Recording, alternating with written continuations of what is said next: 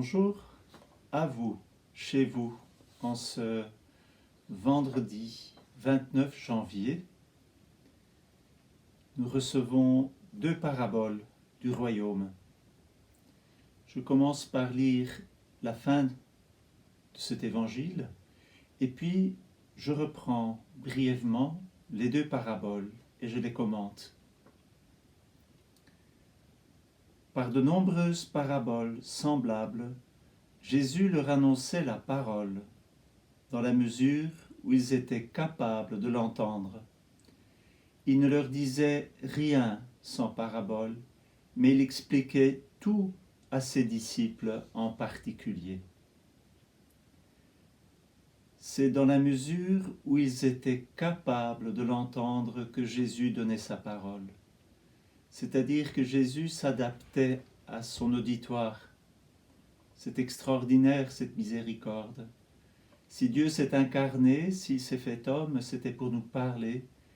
Et encore ici, il s'adapte pour que l'on puisse comprendre. On verra plus loin dans l'évangile de Marc combien Jésus dira « Mais alors, je vous ai dit, mais vous ne comprenez pas encore ?»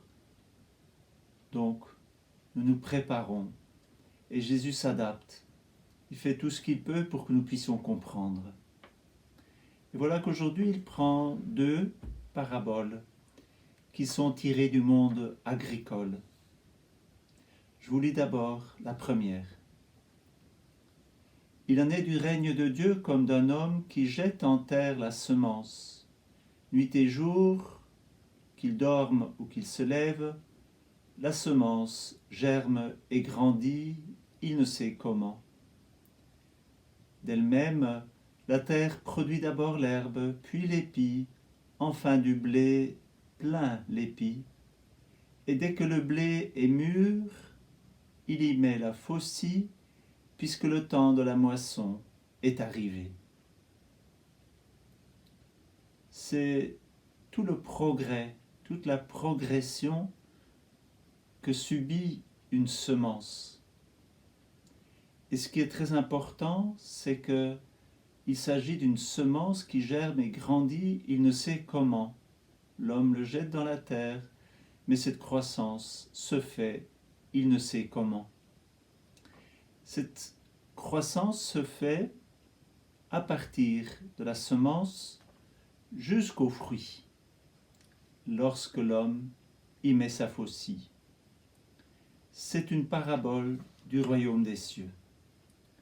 C'est-à-dire que le royaume des cieux, tel qu'il est dans le dessein de Dieu, il s'accomplit inexorablement comme une semence qui se développe et qui produit l'épi, le fruit. C'est une extraordinaire parole d'espérance. Si Jésus vient mettre le début, s'il vient jeter la semence, eh bien, cette semence, elle va porter son fruit.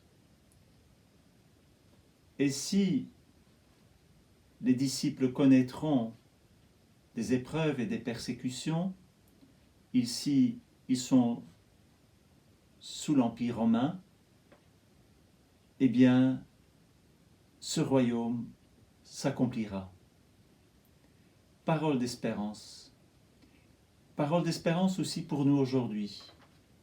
Nous pouvons avoir l'impression qu'il y a beaucoup de difficultés, aussi bien au niveau politique, économique, éthique, culturel, social, tellement de difficultés, il semble qu'on n'en voit pas le bout. Mais Jésus nous demande de croire en sa parole.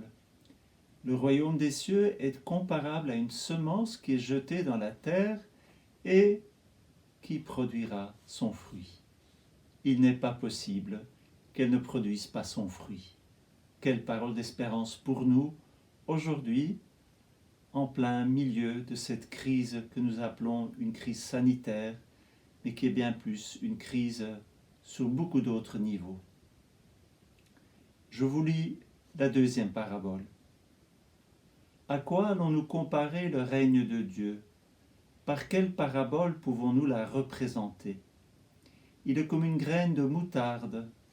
Quand on la sème en terre, elle est la plus petite de toutes les semences, mais quand on l'a semée, elle grandit et dépasse toutes les plantes potagères. Et elle étend de longues branches, si bien que les oiseaux du ciel peuvent faire leur nid à son ombre.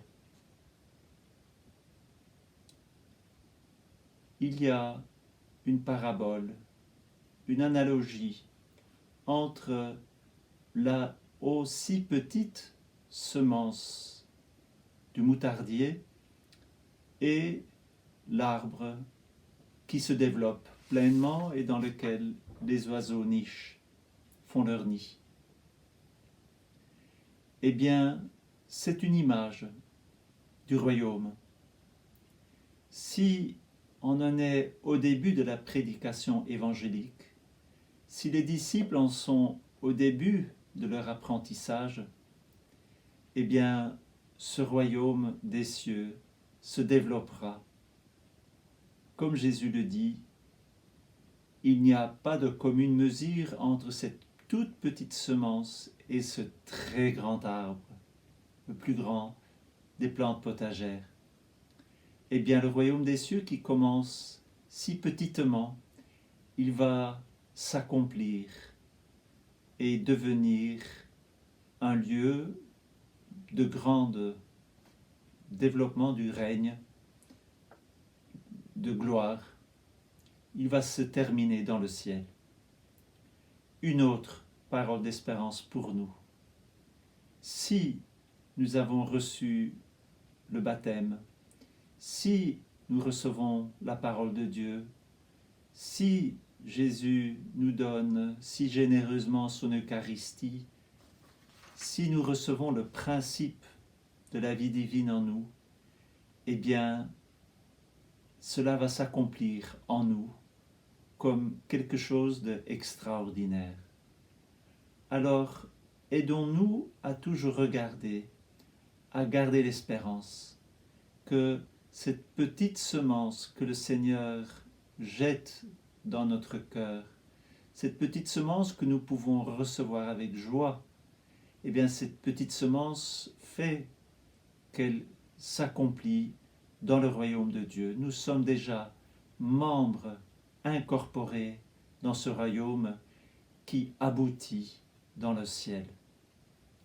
Alors, frères et sœurs, à vous, chez vous, vivez de cette parole. Le règne de Dieu, il est là, au milieu de nous. Soyons dans la joie, soyons dans l'allégresse. Ne nous laissons pas trop étourdir par ce que nous entendons. Un temps très confus, il est vrai, mais si nous entendons Jésus qui nous dit ces paraboles, le chemin est tracé, nous sommes fondés sur le roc et le royaume de Dieu s'accomplit. Demandons à la Vierge Marie, qui est toujours celle qui garde la semence dans la bonne terre, elle qui est la bonne terre, qu'elle nous aide à ce que nous soyons de plus en plus une bonne terre pour que, en nous, dans cette communion des saints, le royaume s'accomplisse pleinement. Bonne journée, à demain.